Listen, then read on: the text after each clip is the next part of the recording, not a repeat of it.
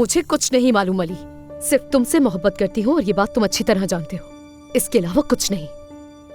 तो फिर ये सब जाकर पहले बैरन को क्यों बताया तुमने? मैं परेशान थी, किसी और से बात करके दिल हल्का करना चाहती थी। मुझे तुम्हारी इस बात पर यकीन नहीं सोना। इंसान आमतौर पर अपने दोस्तों से बात करता है और मैं अच्छी तरह जानता हूँ कि तुम बैरन की दोस्त नहीं हो। तुम्हें यकीन हो या ना हो कोई फर्क नहीं पड़ता। मुझे तो ये समझ में नहीं आ रहा कि बैरन से बात करने पर तुम्हें इतना गुस्सा क्यों है। तुम नाशुक्री हो नसरीन, नाशुक्री। अब आपको ये बात कहाँ से याद आ गई? क्यों कह रही हैं ऐसा? आज के बाद मुझे नाशुक्री बेटी होने का ताना देने का सोचेगा भी मत। अगर आपने मुझे पैदा किया है तो मेरी परवरिश की जिम्मेदारी भी आपकी है।